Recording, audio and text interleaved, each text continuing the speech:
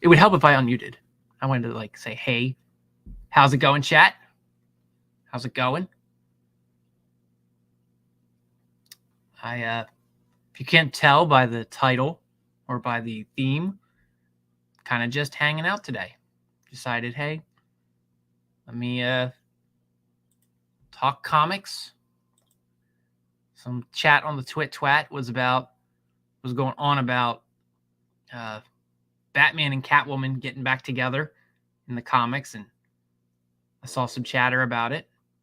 People are like, oh, they're just going to break up again, or I'm hoping that things are going to work out well for them. And I immediately thought, well, we have some great Batman Catwoman stories that don't suck. Hence, they're great, which is Batman Hush and Batman Heart of Hush. Now, I've said before, I have issues with Hush, mainly like the last 2 pages of Hush, maybe the last 3.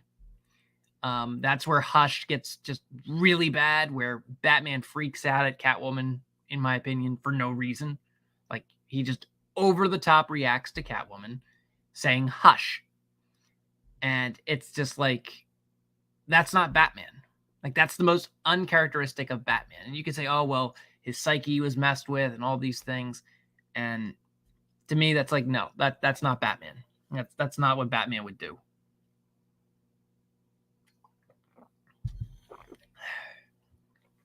So, if you don't know anything about Batman Hush, the story premise is a series of Batman's villains begin to operate and function in ways and patterns that aren't consistent with their typical modus operandi. They start doing things like Killer Croc, who's a murderer, he takes to kidnapping, which is strange because that's not what Killer Croc does. He's a killer. Hello, Nathan. So, like, to Batman, that's an odd thing to happen, for Killer Croc to take to kidnapping. Then we have then he has Catwoman walking up to take ransom money, and she's fleeing. And Batman notes that that's something weird, that's something odd. And then from there, it comes to Poison Ivy manipulating Catwoman to do this. So all of this starts like, this is the mystery that Batman begins trying to unravel. He's trying to comprehend, why are people acting uncharacteristic of themselves? And so Batman is over here, or the mystery that Batman is faced with is all of his villains are acting uncharacteristic. And it's nicely tied in with Catwoman because she gets introduced very early on. And the whole thing that she is encountered with is she was being used. She was a pawn. And she very much highly values her independence and her freedom. And to have her being manipulated by someone doesn't sit well with her. So from this position, she is aligned with Batman, and she agrees to help Batman or work with Batman to find out who is the architect of this whole manipulation and conspiracy, which the conspiracy is to kill Batman. And that's what Hush's goal is. He's the villain. His objective is to kill Batman. Because Hush's motives, as you follow the comic and the story, Hush's motives are he envied Bruce Wayne because Bruce's father absolutely adored and loved Bruce, where Tommy's parents felt that Tommy wasn't very he wasn't faithful and wasn't adherent to the ideals of their family. They never stuck to the family's aristocratic, upper echelon type, rich family. When which you find out in Heart of Hush, Tommy, for a brief time there, was dating Peyton Riley, who is the second ventriloquist. They were dating, and they didn't like, Tommy's parents did not like, or his mom specifically, did not like that Tommy was hanging around with this Irish daughter of a crime family.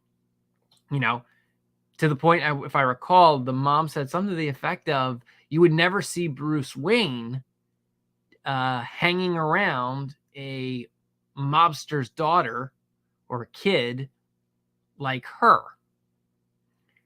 And Tommy is so self-absorbed and so focused on Bruce Wayne and so focused on Thomas Wayne that he becomes a surgeon.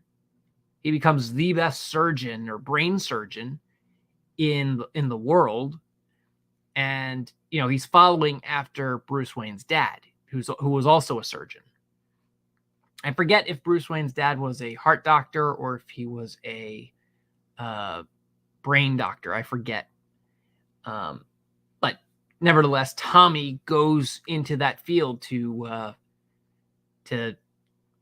take up that expertise, as he valued Thomas Wayne. Thomas Wayne was like a real dad to him, a dad that actually cared about Tommy. And, Thomas Wayne wanted the best for, all kids. Well, Tommy gets so self-absorbed in his hatred of Bruce and his envy of Bruce that he puts barriers between Peyton and his mom. Peyton is of the mentality, well, if you introduce me to your parents or your mom, I can win her over with my charm. I'm a very charming person. Your mom will like me. And Tommy was sort of like, nah, she won't. And he kind of did everything in his power to stop those two from meeting. And that is inevitably what seals the fate of both of them. And it also, it's like great. It's a great example of villainy and where people go ahead and overextend and overreach what they should and shouldn't do. I'm kind of like jumping back and forth between Hush and Heart of Hush. The stories themselves, they're like 6 years apart in the real world. In the real world, they're like 6 years apart. In the comic world, I don't know how far apart they are. For me, when I read them both back to back. And it was great. It was great reading them back to back. There's a little, like, because of the ending of Hush, it's a little jarring that Batman and Catwoman are so friendly so quickly in Heart of Hush. But to me, it's also nice. Like, it's nice that, okay, they had a little spattle and they got over it. But also it's nice because it's like, all right, the ending of Hush with Hush's death is very ambiguous. So for them to just jump right into, hey, Hush is the main villain of this other comic book, it was great because it's like, okay, so the chapter wasn't closed. It's still fresh. It's still new. And Hush didn't really have that big of a grandiose death in Hush. It was sort of like, well, he jumps off a bridge. And it's kind of ambiguous who exactly was Hush. But you have a really good idea that it was Thomas Elliot. And then, like I said, when you jump right into Heart of Hush, it's fantastic. It's great. The only thing that I would say is a little bit off with it is Thomas Elliot's ability to work with and coordinate with other people, other villains.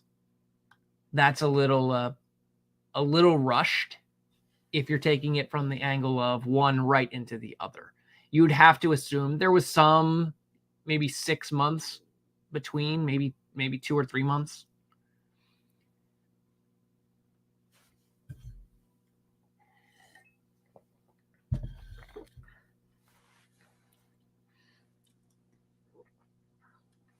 I'm thinking about it. And one of the things that these stories get to me, a lot of these stories, a lot of these modern Batman stories, is refreshing. A while back, I was reading,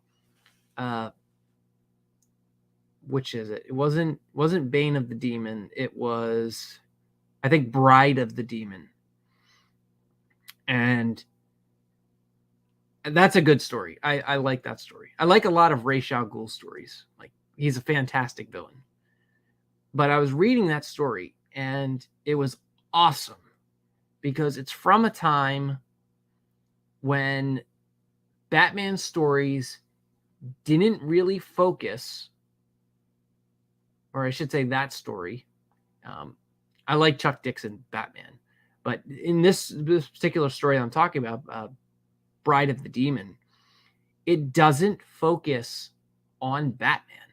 You could say, actually, the focus of the story is global warming, because that's the hot topic that Bruce Wayne and Ra's al Ghul are both at odds over. So they're both focused on that, and because that's their goal, that's what they're both focusing on. They get locked in on this scientist who is capable of performing this revolutionary operation, this healing or miracle operation, which is to make this. Well, hold up. Nathan just said in the chat. Let me read this. Say Ra's is the best Batman villain, or is it someone better? In my opinion, Ra's is the best Batman villain. He is the Professor Moriarty to Batman Sherlock Holmes. That's in my opinion.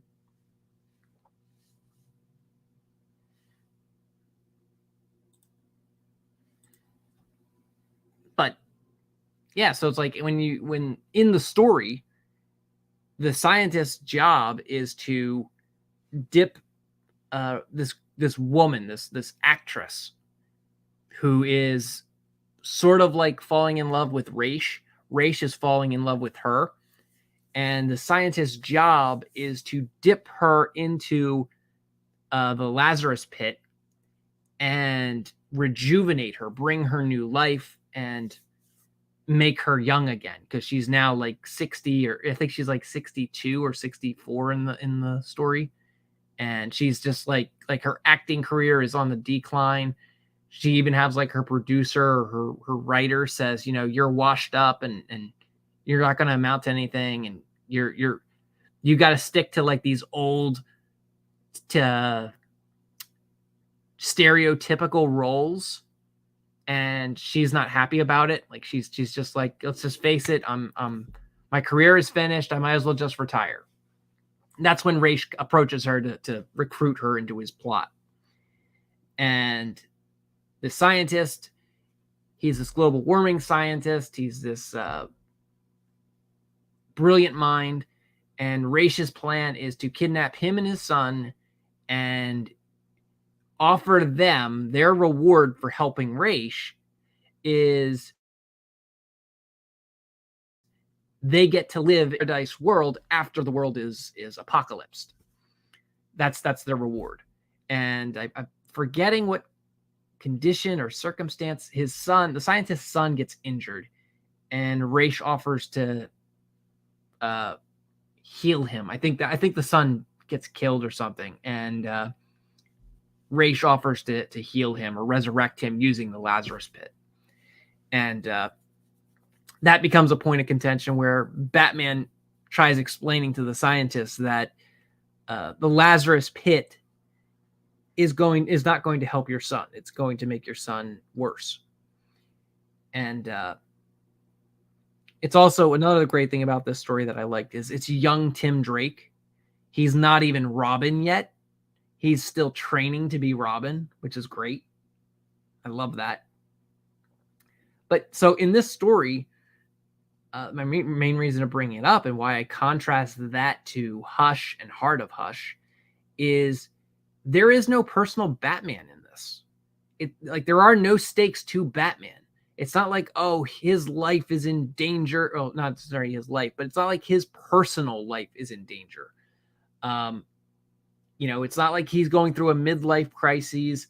It's not like he is questioning his identity, who his parents are, what their motivation. None of that. It's simply this evil guy has a plot to blow up the earth, and this madness idea of he is going to inherit the earth and create a utopia, and everything's going to be fantastic after this climate disaster happens. And Batman is like, yeah, this is evil, so I have to stop it. That's his motivation. That's his entire motivation.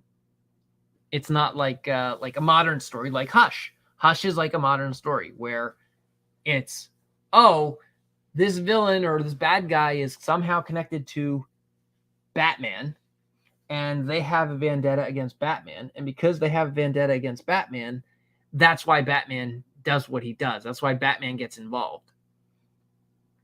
And it's like, stop it. I hate it.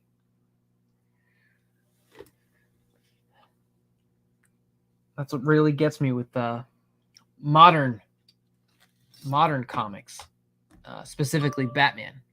Specifically, Batman comics are like that, where they feel the need they have to insert a personal motivation to his stories, and it's like, no, not necessary. Don't do that.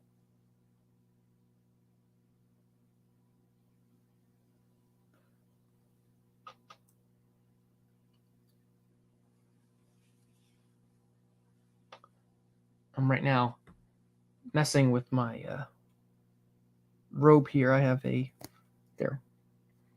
little thing on the back of my robe that was annoying me, so I just had to pull it out because it's annoying me.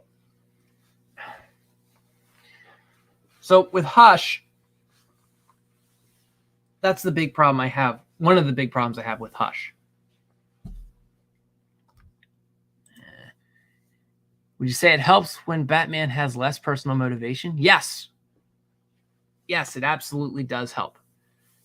When Batman has less personal motivation, when he is just a guy who's trying to right the wrongs in the universe, or that he can, if he has the power to stop something, he does it. And that's his justification. That's his rationale, is I have the power. I have the ability to get involved and stop the thing from happening. No one else can do that. So I'm going to jump in, spearhead, and do that. I'm going to get involved and stop it.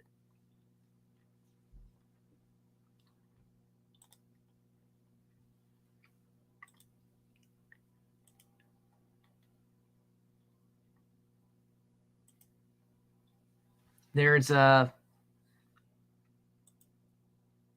like both Heart of Hush and Hush have that element to it where it's a personal story. And a story like that, once in a while, I don't have a problem with. But it seems like that was the thing that all of the writers got out of Frank Miller's The Dark Knight Returns, is it has to be some sort of personal motivation for Batman. That Batman has to go down this rabbit hole of darkness and insanity to be motivated to do anything. And it's a very appealing narrative for writers who want to have their own take on it.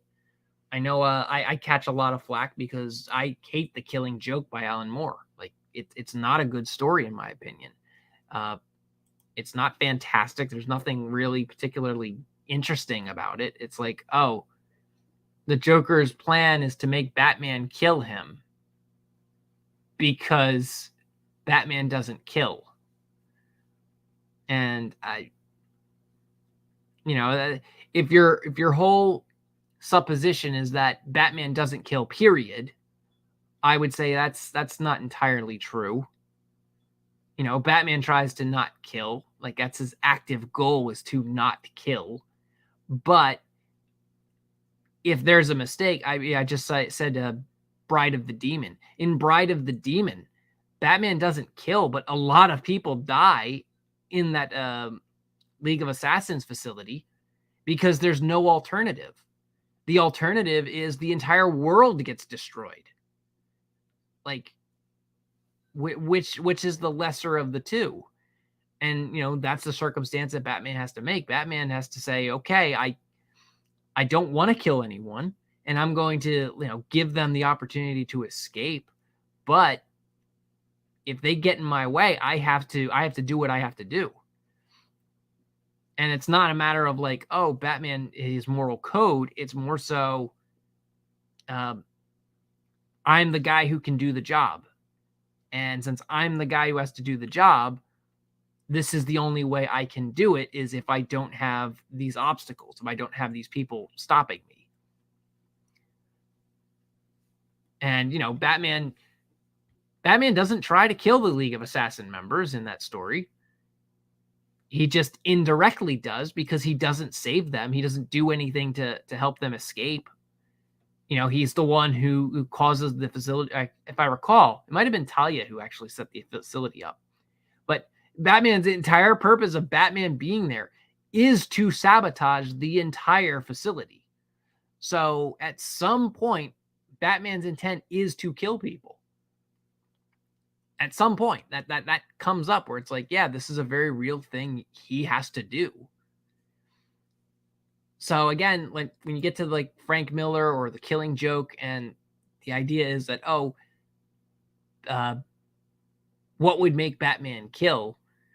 It's more so it comes down to the circumstance. It comes down to, well, if the Joker is presenting such that danger and there's no alternative, Batman would kill him. The World's Finest TV movie, that one is a great example. Batman left the Joker on the Lex Luthor bomber plane. He saved Harley Quinn, but when that plane was going down, exploding, Batman left him. It's like, well, can't save that guy.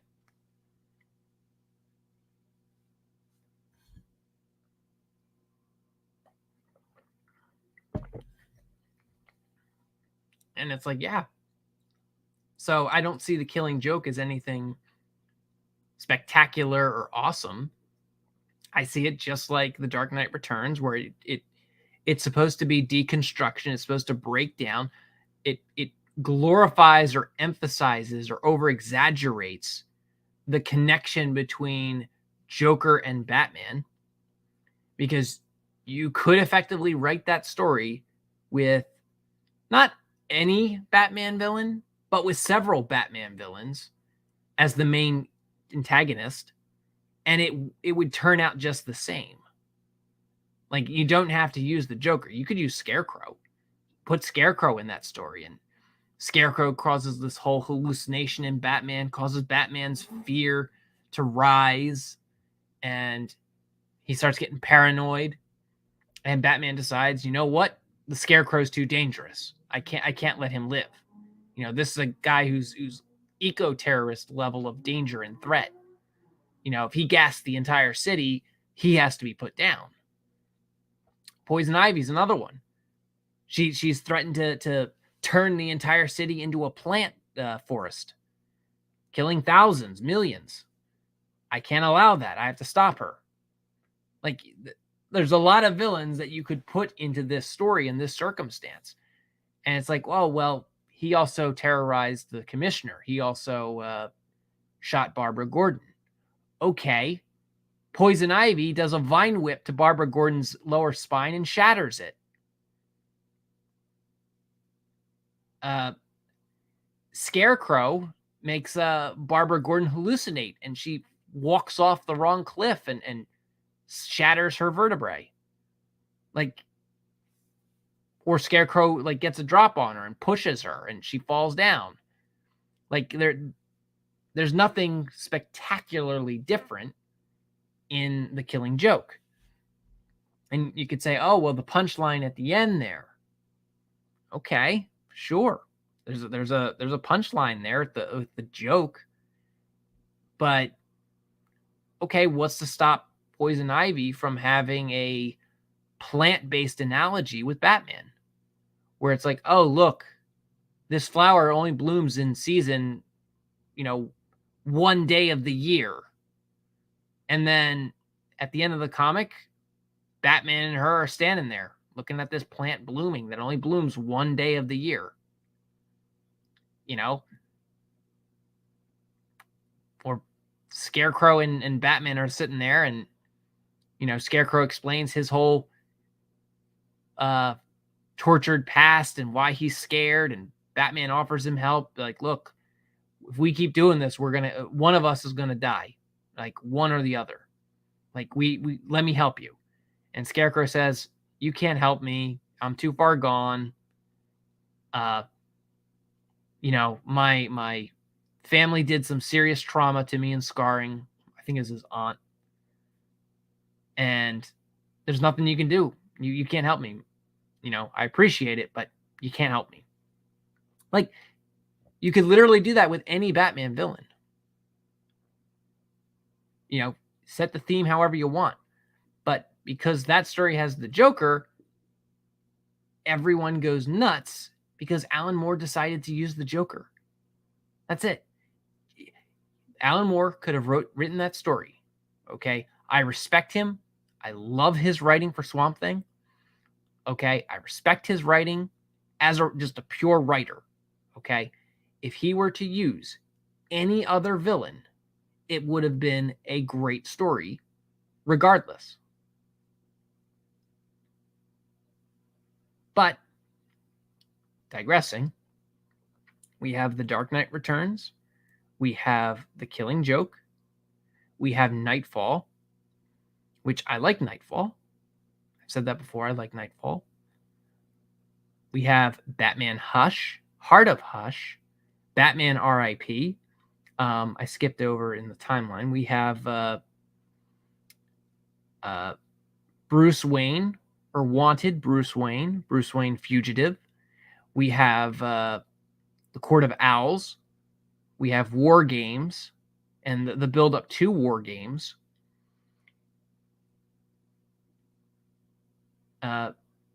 These are all stories that are about deconstructing and breaking down Batman. I'm not sure if I said Batman R.I.P. I forget if I said that or not. These are like deconstruction stories. They're about breaking down the character, breaking him down and analyzing him. And it's like, why? To me, it's exhausting. Maybe I should look into my folder here at my Batman stories.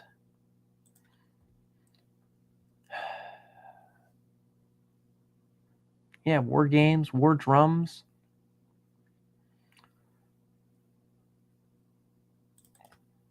Zero Hour. Zero Hour, here's one. This is a Batman origin story.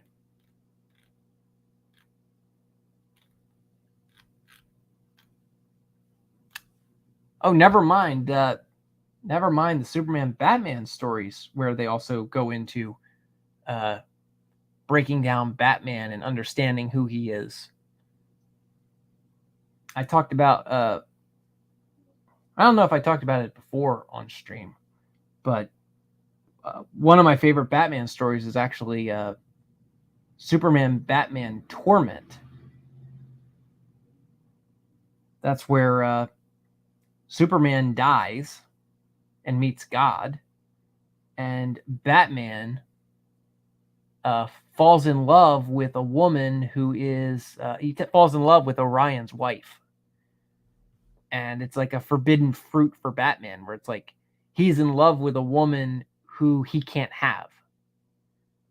And her whole superpower, her goddess power, is that she completes her partner. So whoever her partner is, she is the perfect match for that person. And it gets more complicated because if the person tries to push her away, she gets drawn in more. And the person that's pushing her away also gets drawn in. So the more these two fight each other in trying to not have an attraction to one another, the stronger the attraction gets. And it's the name of the story is Torment. So it's tormenting to Batman, this fate. And again, the inverse of that is Superman, who his torment is never going back to see his family, never going back to see Metropolis, or seeing Lois or Jimmy, seeing any of his friends. Like that's the torment that Superman experiences in the story. But that story goes down like a deconstruction of Batman, in that this is a man who puts off his relationships, and it's great because it breaks down in one panel, or two panels, I forget. It breaks down Batman's connection to the various women that he has fallen in love with in the past. It talks about Vicky Vale, talks about Poison Ivy.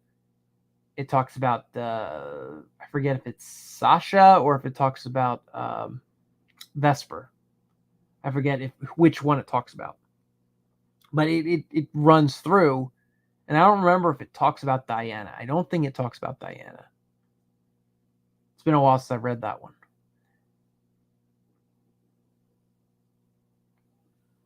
But it breaks down and talks about Batman's relationships. And it talks like, Batman is focused on the job, and he doesn't have time for relationships. And he's kind of like lying to himself about it. Well, to me, that's some interesting deconstruction, breakdown of the character, analyzing him. But the story itself, like, that isn't the goal of the villain. The villain isn't here. Like, the villain's Darkseid. Darkseid's goal is to just kill Batman and kill Becca and kill Superman, or control Superman. Like that's the villain's goal. So it's like not very complicated, very simple, very easy, and the writer of it is able to just linger on that. He's able to just let that go, let that happen.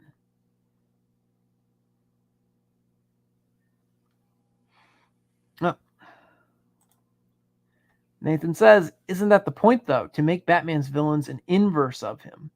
No, that's not the point. There are plenty of villains who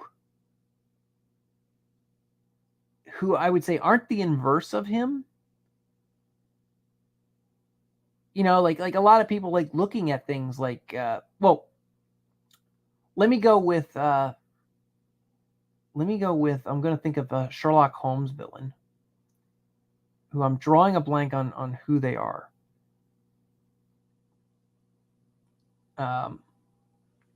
One of Sherlock Holmes' villains is a like South American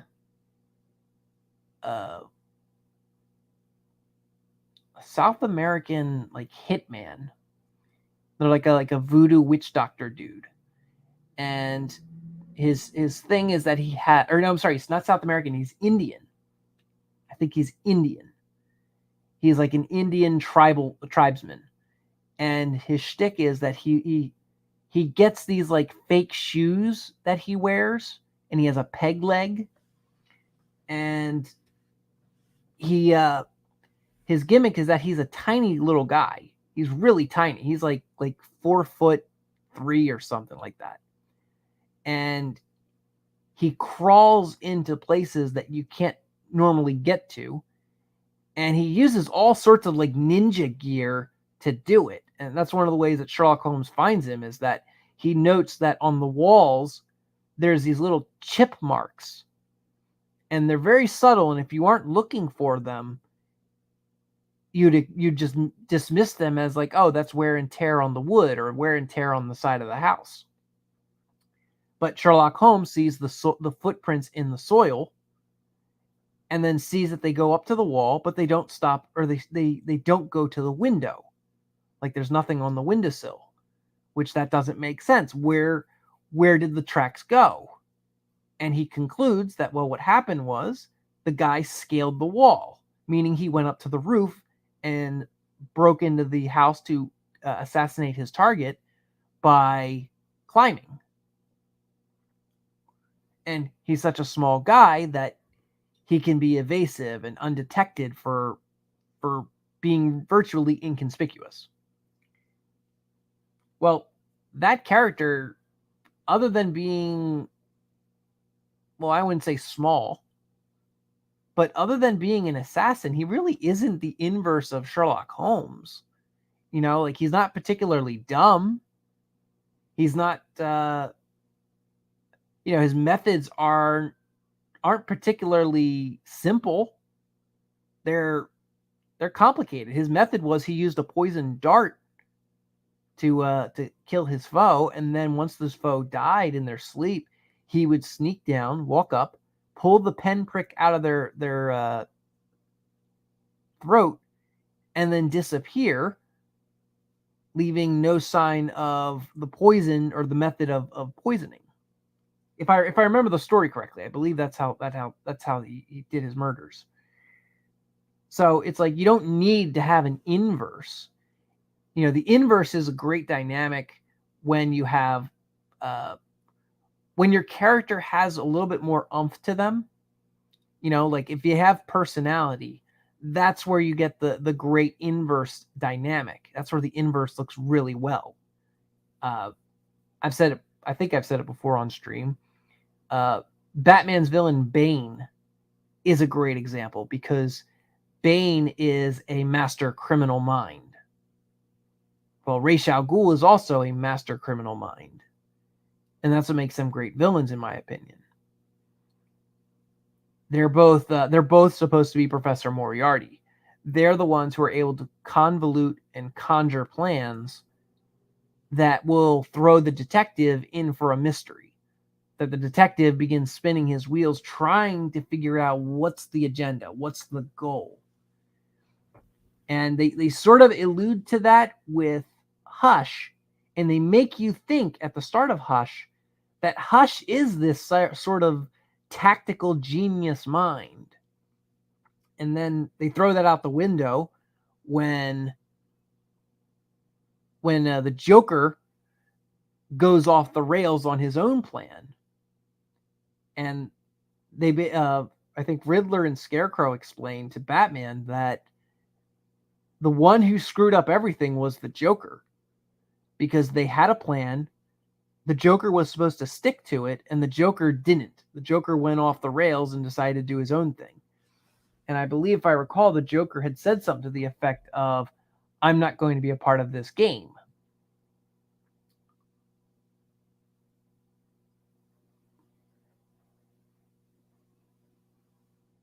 So that's what makes those characters like inverses and the like. But to me, I don't see that as like the necessary end game. I'm currently wrestling with this idea for a story where Batman goes after a thief, a very simple thief.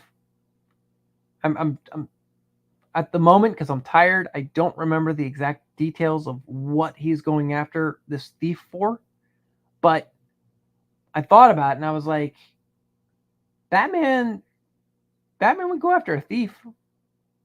It's a simple enough villain. Nathan says, okay, I was given this narrative that all Batman's villains were supposed to be like an inverse of him or a dark reflection of himself. Well, that's the analogy a lot of people come up with. Whether it's supposed to be that way, I'm not sure that's true. That's kind of how things have turned out.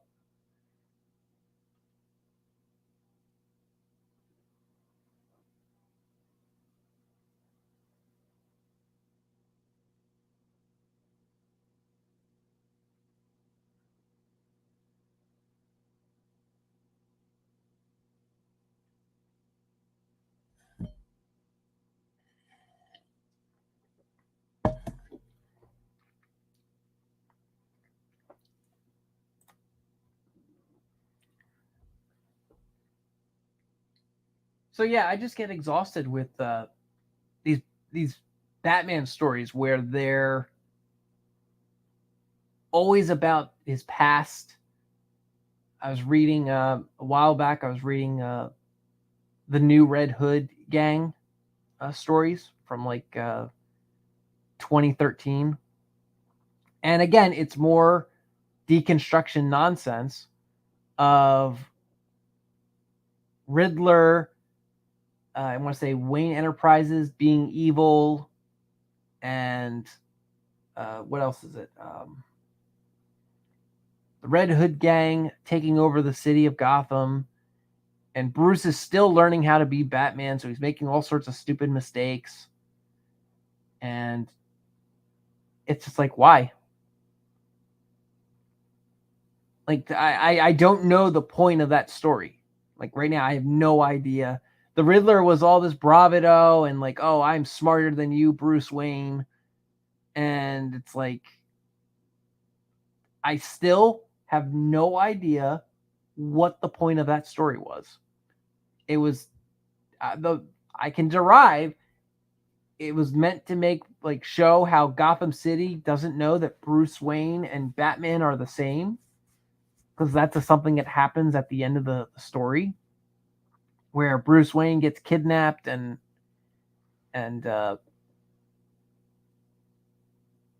they use that as a way of making the Red Hood gang look like clowns, because it's like, oh, we have Bruce Wayne here, and some people suspect that Bruce Wayne is Batman, and so like that's one of the things he does to divert suspicion, is that he lets himself get captured, and then Alfred and him come up with this elaborate ploy to have Batman attack and rescue Bruce Wayne. And that's like, oh, that explains how Bruce Wayne's DNA is around the crime scene.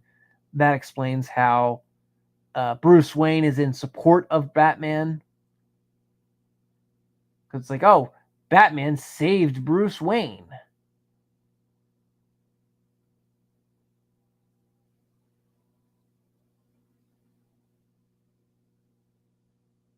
But like, I don't know what the purpose of the story was. You know, I don't know, like, what am I supposed to get out of this story?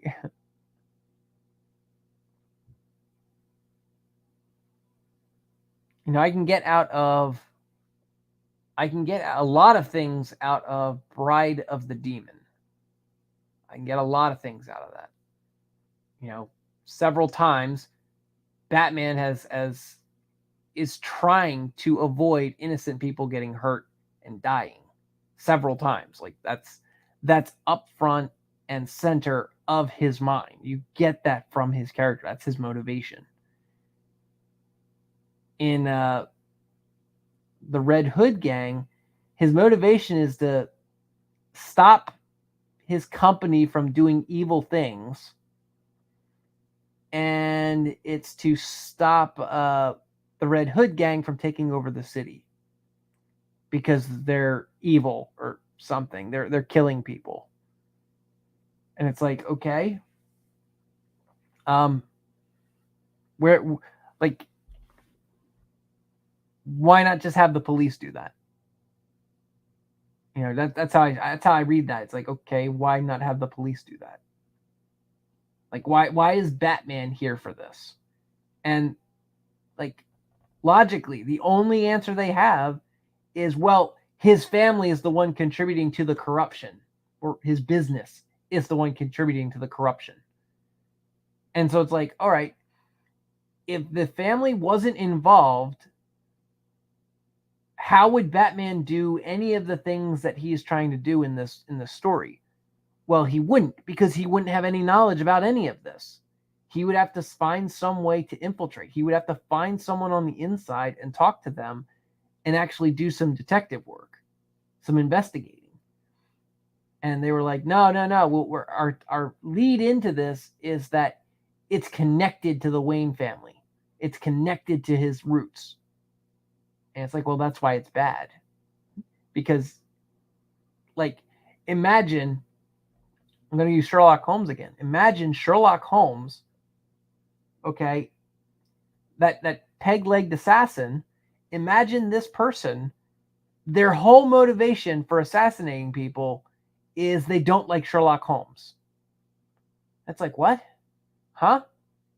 Or Sherlock Holmes's parents screwed him over. So now he's out here murdering people just so that Sherlock Holmes gets confused and is trying to figure out what this guy is after. Like, those are terrible story ideas. Absolutely god awful.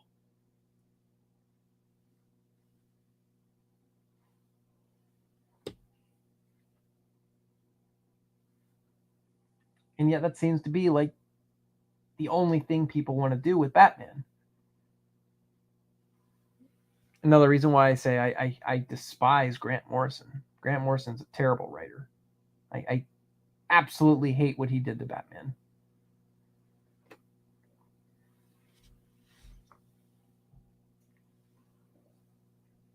His writing for Batman and Robin with Dick Grayson, that seems a little bit better than his writing for Batman.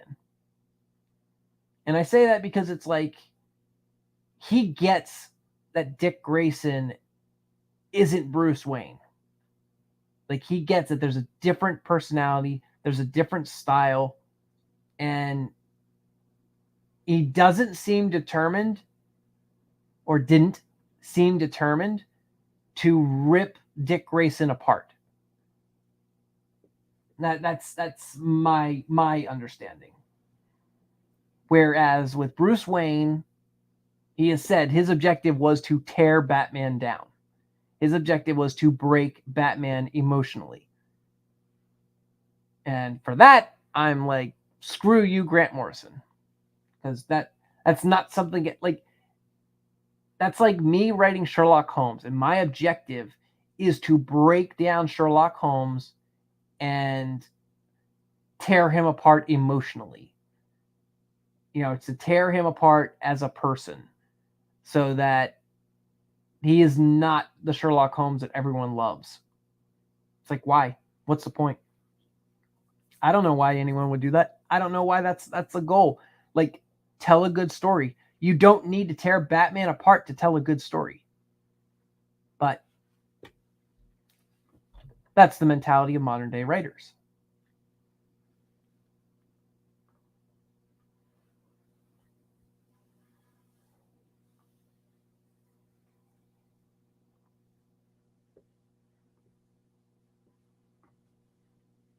And Court of Owls is the same thing. Like, I love Court of Owls, but that's another story where their objective is to tear down Bruce Wayne. And they started off, Scott Snyder, he started off with a murder scene for Batman to solve.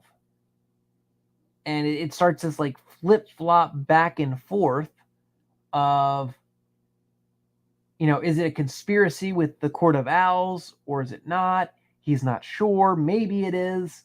And it's a back and forth thing where Batman's trying to figure out, where is this thing going? What is it? Who is behind this? And in the midst of that, it keeps flashbacking to his, I think, letters from his mom. I think they're letters from his mom to either Alfred or to Bruce, where she's going through all these politicking. And it's supposed to tie into that Bruce Wayne has a brother, and the brother was raised by the Court of Owls, and he's working with the Court of Owls, and their objective is to replace Bruce Wayne. And it's just like, why? Like, why? Like, you don't have to make this story. You could do this with a whole new character and have Batman being just the detective. They're putting it together, puzzling it together, understanding why the villains are doing what the villains do, because that's what a detective does.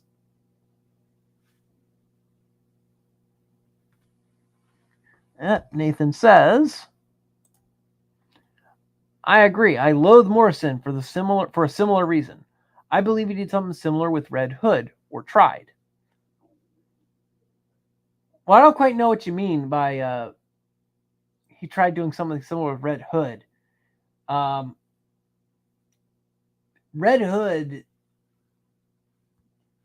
they kind of like consistently pushed him towards being a villain. And that's to remain consistent with the lore of the Lazarus Pit. I believe that's what they were going for.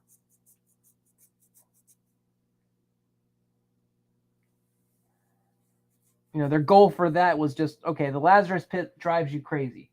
Well, if it drives you crazy, how is Jason able to evade being driven crazy?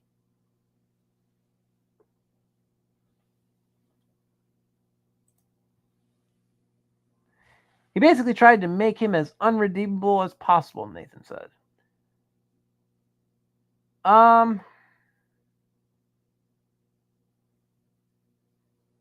Maybe like I don't know. I see that as though, as you pointed out, they were trying to be consistent. Yeah, exactly. That's how I interpret it. That's how I see it. I think that they're trying to maintain consistency with their own rules.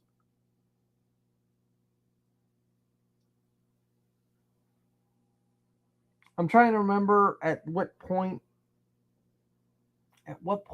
any or all of this happened, because that's one of the things that's like with comics, the timeline, both the real world timeline doesn't reflect the in-universe timeline,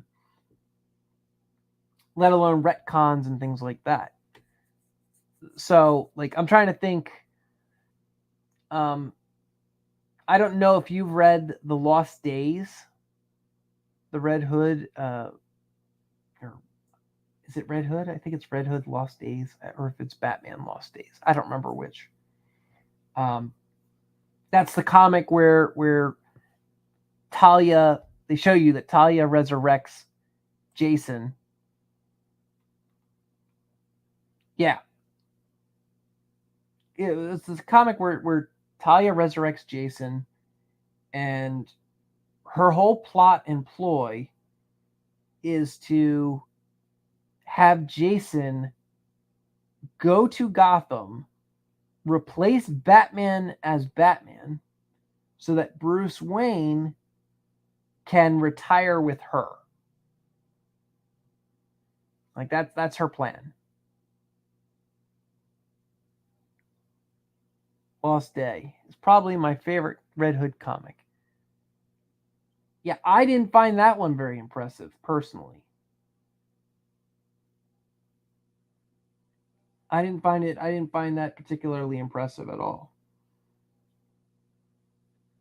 I felt like that was a story that they were like, hey, we came up with this idea, we didn't think it through, and we have to now pull our shit together to make it work.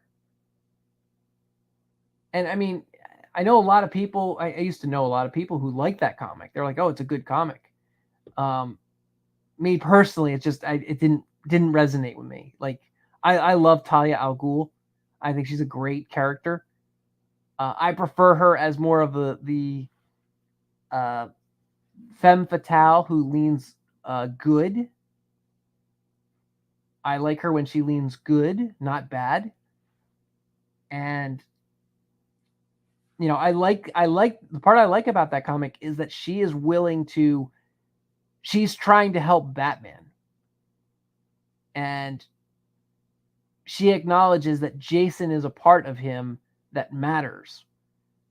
Now, once you get past that, it's like now her motivations get, in my opinion, really retarded and screwed up. But, up to that point, it's like, her trying to bring back Jason to help Batman, just to ease Batman's mind. That I thought was great. It's like, yeah, that's That's Talia. I like that about Talia.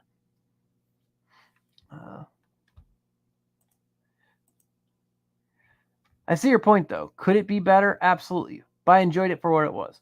Yeah, and that's something that my friends who liked it, their attitude about it was, it was kind of just wholesome. It was slow. It gave you time to process and understand things. And it's like, sure, I guess. I just I look at that and I'm like, I would rather there be I would rather, if they were going to do something like that, don't involve Talia.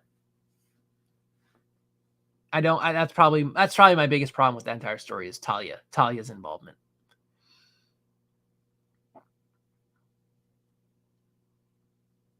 But they and CW Arrow, they maintain faith to it, and I loved how they handled the cleansing process.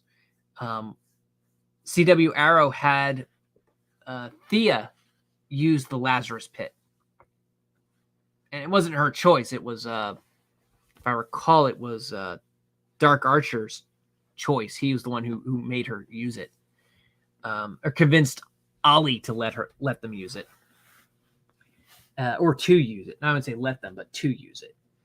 And that's what drove her crazy, and she went absolutely apeshit, and she had to go through therapy and channel her Zen and balance it. So, like, even in that show, they maintain consistency with the universe as to what are the rules to the Lazarus Pit.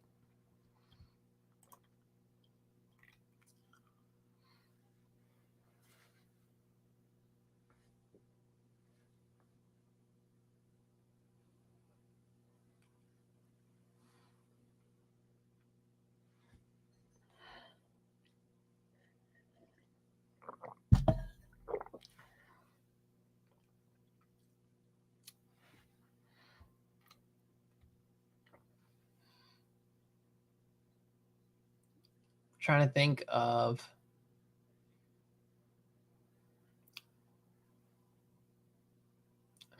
of a good story. I'm thinking of a lot of Superman Batmans because I love that Superman Batman. There was a lot of those stories that were really fun, really well done. And it's interesting because Superman Batman, it goes into their personal lives at the same time. At least in my opinion, it doesn't cross too heavily into their personal lives. It analyzes them. They articulate and reference each other, where they clash and where they agree, but the stories themselves don't derive or don't go straight to their personal lives very often.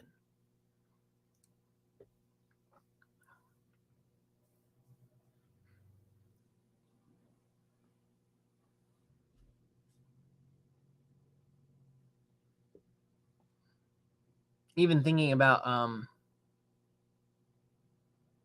Nightfall, and I'm going to circle back to what we were talking about inverses, because I'm thinking about Nightfall, and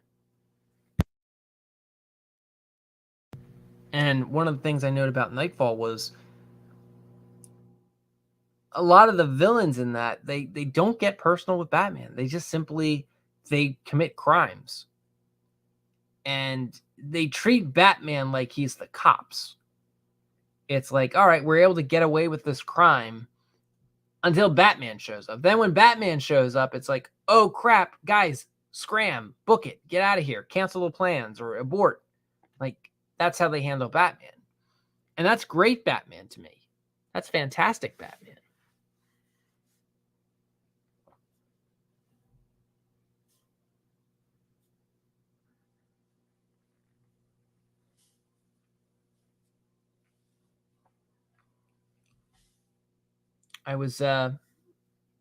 I'm thinking about it. I was reading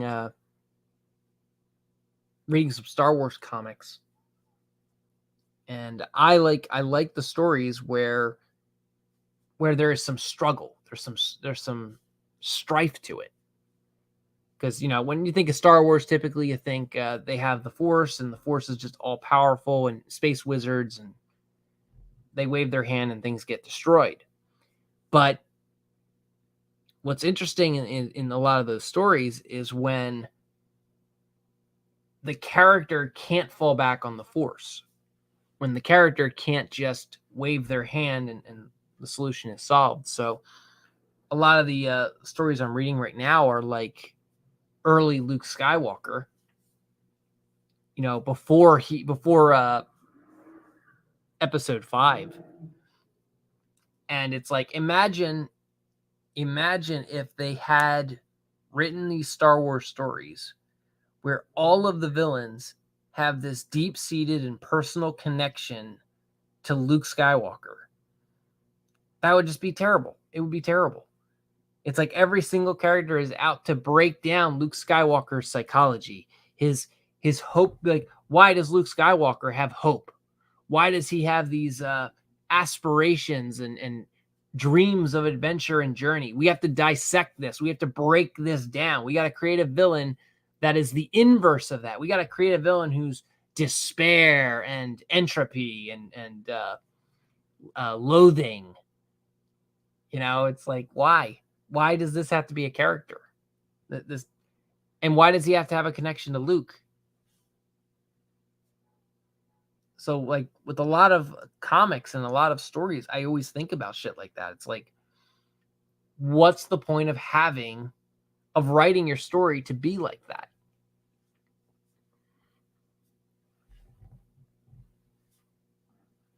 And I guess that could just be my difference in how I approach character writing and character story.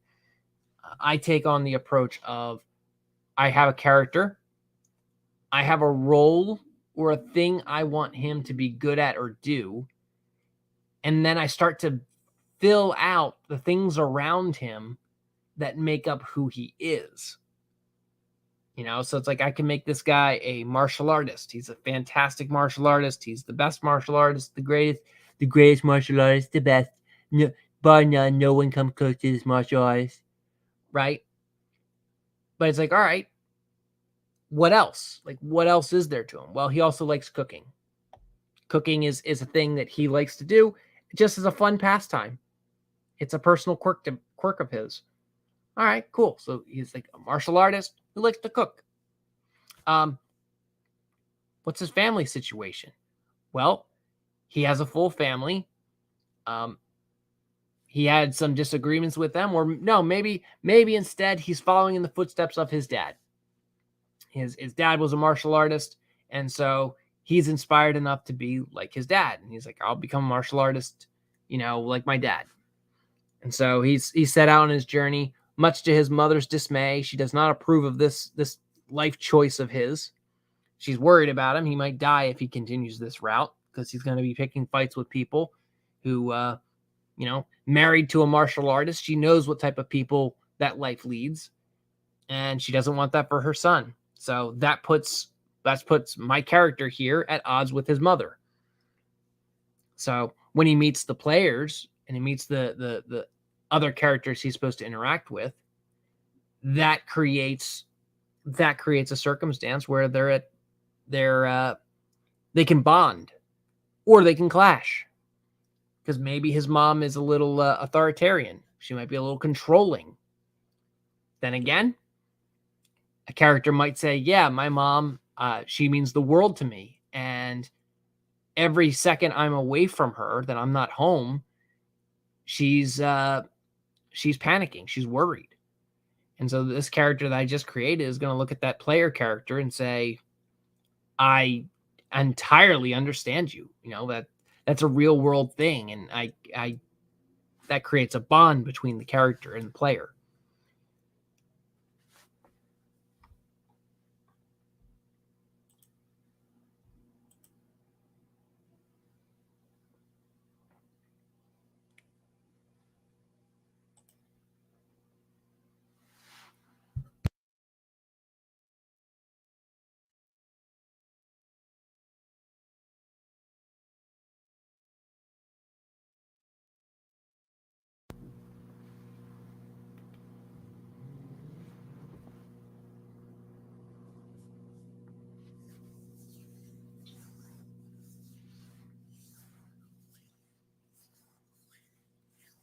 So that's something I look at. I look at that. I look at things like that. That's the kind of the key problem I have with when I take a gander and take a look at modern day characters and their writing. That's something that just it irks me. It grinds my gears. Something I like about the TV show Columbo is that it's hardly personal to Columbo.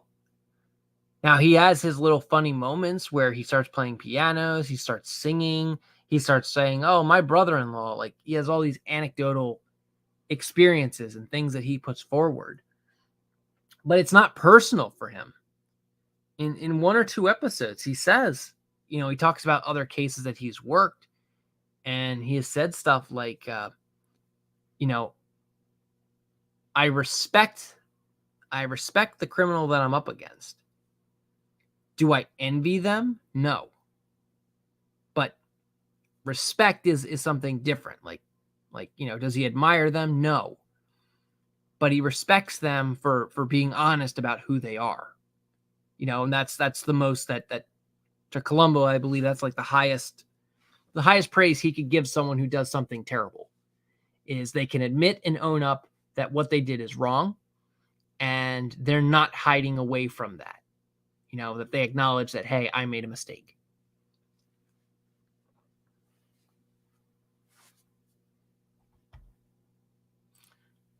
Nathan says, sounds vaguely like Marlowe. You get some reference to his past, but cases are not too personal. I don't know who Marlowe is. But the sentiment there is correct. You get some references to the past, but it's not too personal. They did one episode of Columbo. It's one of the later episodes, like, was it like season 9 or 10, where it gets really close and personal. When the entire story is about, it's called, I think, Goodbye, Mrs. Columbo. It's about this murderer looking to kill Columbo's wife.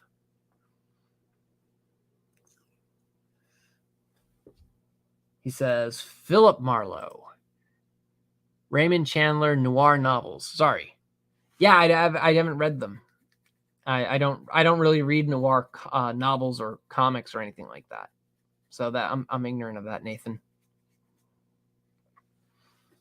I know those are the noir novels are typically like your detective stories where they you have the stereotypical 1940s PI in his business suit, fedora hat, trench coat, revolver in his pocket. His notepad always has a femme fatale he's dealing with, or wandering down back alleys and gets slugged in the back and doesn't know who hit him. Ends up in some gangster's club. I forget what's his name. Picard's character in Star Trek, Dixon Hill, I think. That's his like noir character for his holodeck fantasies.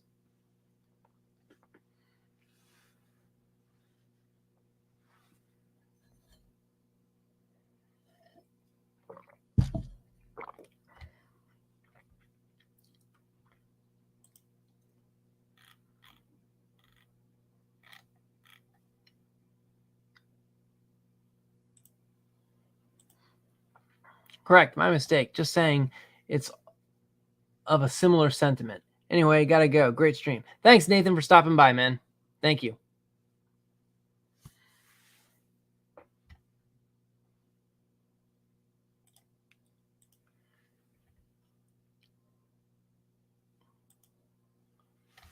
So yeah, just talked about Hush. Talked about Heart of Hush a little bit.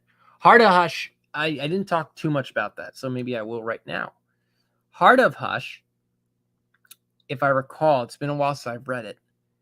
The gist of that one is Hush is looking to get back at Batman, and his plot or ploy is to steal Catwoman's heart and use that as a bait to lure Batman in and kill him. And I forget the details as to how Batman thwarts him, but essentially, Elliot's shtick or Hush's shtick or his bait is that Batman needs Hush to retransplant the heart into Catwoman. And his idea is that, okay, he's going to then, potentially either kill Batman or kill Catwoman just to get back at Batman. He doesn't, for some reason, out of some weird twisted sense of evil. But nevertheless, you get the very clear understanding of Hush's motivations, where his goal is to personally pull the trigger that kills Batman. So, so long as he's the one to do it, he's happy. And so you get this very interesting dynamic where Hush is basically telling Batman that he's willing to defend and protect Batman so long as he is the one who delivers the killing blow, which is not really that surprising. We get that from Hush. So Heart of Hush is just regurgitating what we already know or reinforcing what we already know from Hush. It's just reminding us.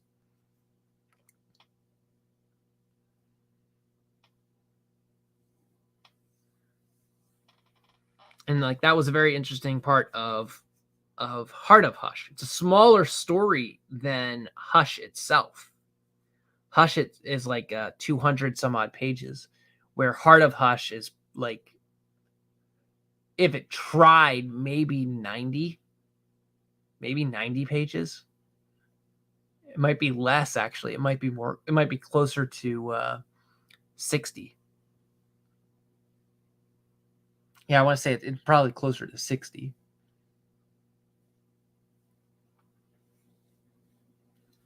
But nevertheless, they're good stories.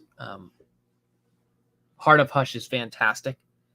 And, I look at them both. It's the point of both stories is to build that bond between Batman and Catwoman.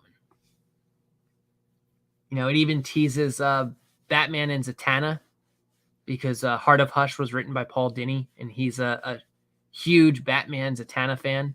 He likes those two being shipped together. So there's a little bit of teasing of Batman and Zatanna.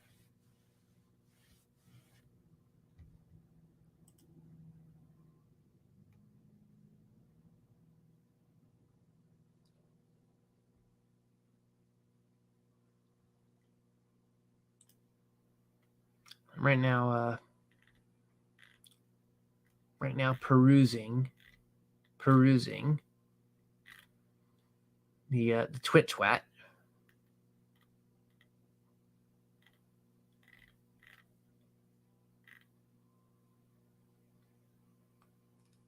That was something I saw someone talking about.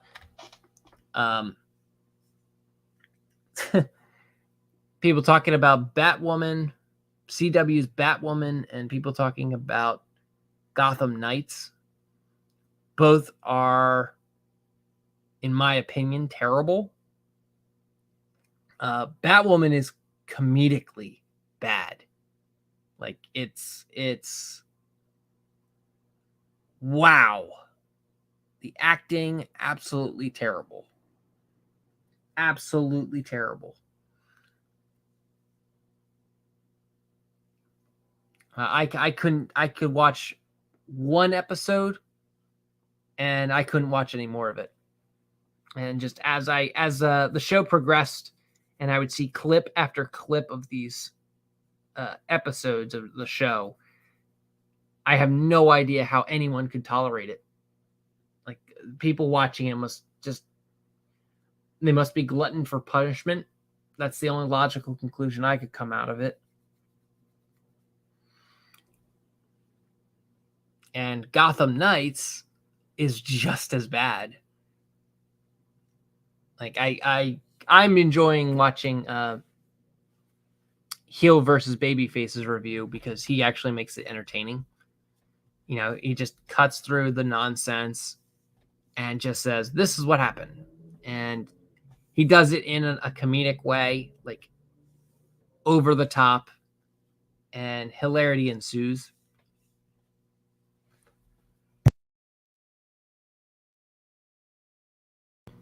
So that's been where I've been getting my review of it. Unlike Batwoman, I had mild interest in Batwoman with Ruby Rose as Kate Kane. But even that, the first episode had lost me. I was like, this is dumb. And then they recast Batman, or Batwoman. They recast Batwoman. And like, the show's premise, where it's like, oh, Bruce Wayne went missing. Like, that's an interesting premise to introduce Batwoman. Very interesting premise. The problem I have with it is it's taking place in the CW universe. And, you know, Supergirl had the same problem too, where it's like Superman villains were being introduced for the first time when they should be known.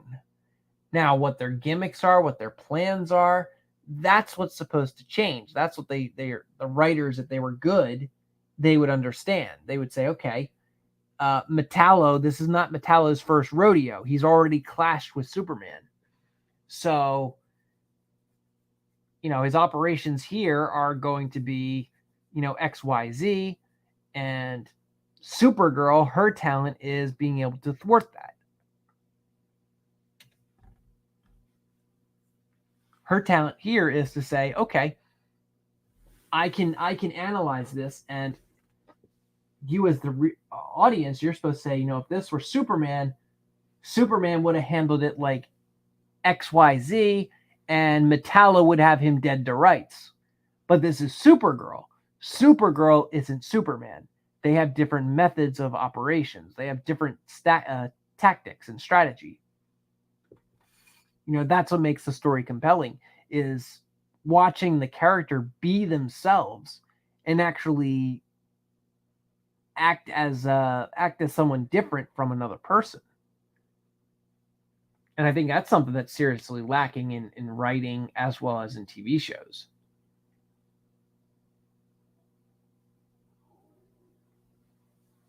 The idea of like maintaining character, maintaining like, hey, this is what you're supposed to be. This is who you're supposed to be.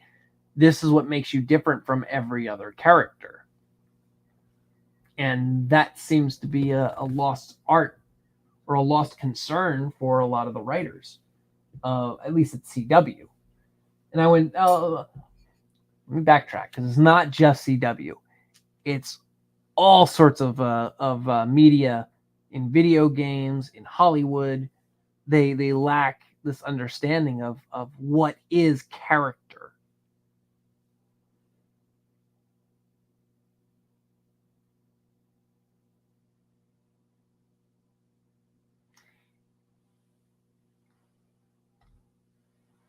And that's part of like what I look at as, like I said, I had talked about this on Twitter. People are looking at different characters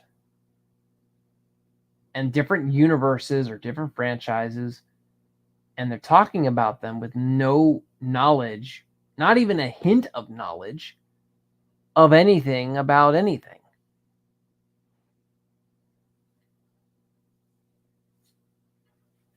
You know, I don't hold myself to be like, I was talking to some of my friends about this. I don't hold myself to be some grandiose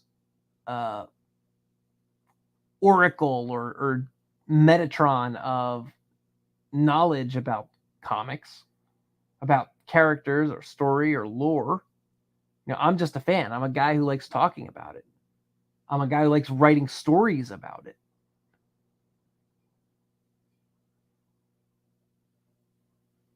So, I come from that angle, and I look at it as like, okay, when I know something about this and I see someone talking about it, and it's very clear they don't know what they're talking about. To me, it's like, who is your audience? Like, who are you talking to? Because it's not to people who actually read the comics. It's not to the people who actually are a fan of the lore. Because you're going off about the characters. And you're not fully aware of or understanding anything about the character at the basic level. Like the foundation of this is the person's character, or this is the person's lore. The one person had said, Marvel has this, they made God a female, a woman. And then they're like, oh, but DC has a shitty Bat character. And it's like, oh, I'm sorry. It's literally the point of Lucifer Comics. That Lucifer wants to walk away from creation. But in God's mind, Lucifer and Michael would rule over creation in God's absence. Well, Michael died, and Lucifer didn't want to be God. So how were they going to remedy this? That's a whole crux to the story, to that story. Well, with that in mind, with that crux put in there, it's like what eventually happens is a woman becomes God. A young girl becomes God. Or no, she's not a young girl. She's a woman, but she looks like a young girl. She becomes God. And then they're saying that, they're basically heralding Marvel as this progressive thing. And it's like, Sandman Comics has like a gender fluid, non-binary personification. And they make the personifications like very loose in what it is that they're personifying. And it's like Lucifer came out in 2001, I think. It ended in like 2005. And Sandman came out in 1989. But it's like this person's like, oh, Marvel's doing this progressive in 2023. Yeah, fuck DC. And it's like, I can point to Elaine Bellick and say she has more depth and character than 90% of modern Marvel's characters. More character. I could point to Desire from Sandman Comics and say they have more character than the Marvel characters that are made in today's world.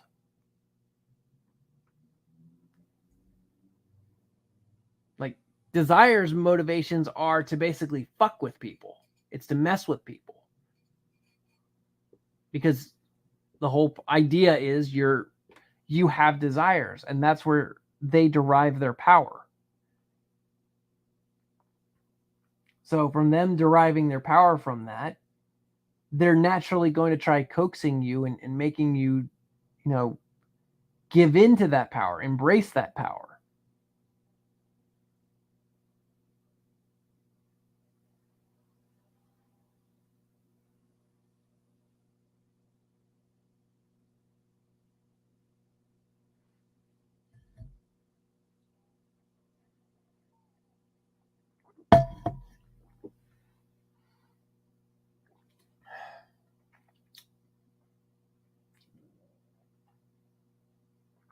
So these are just some pitfalls that I when I think about character creation, I think about character writing.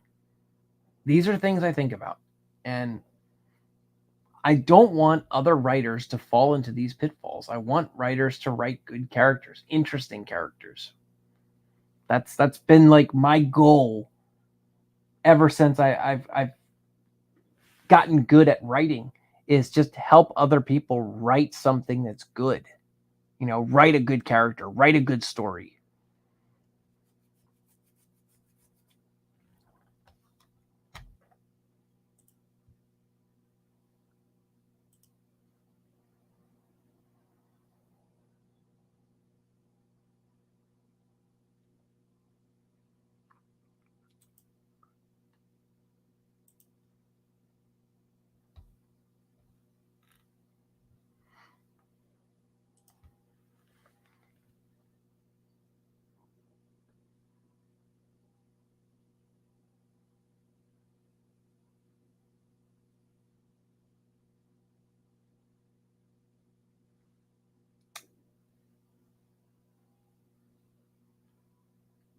Yeah.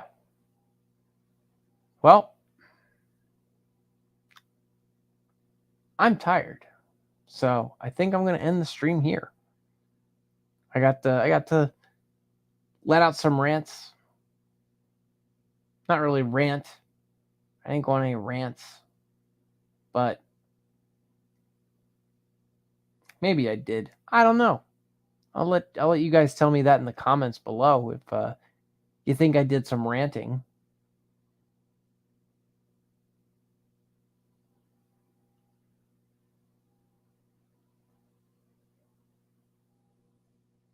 But yeah, I think I'll hang it up here. And come back at it next week. Maybe I'll talk some Star Wars next week. Probably do another Hangout stream. I don't know if Chaos or Benefactor is going to come back. He might be returning after his hiatus. Don't know. We might push the timetable for this back. You know, so we'll see how it goes.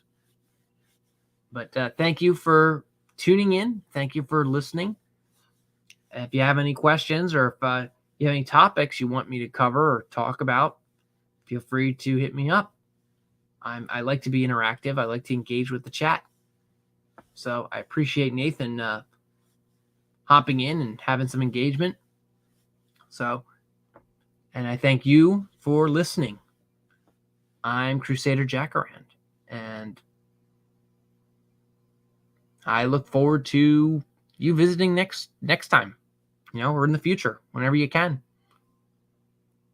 Have a good one and peace out.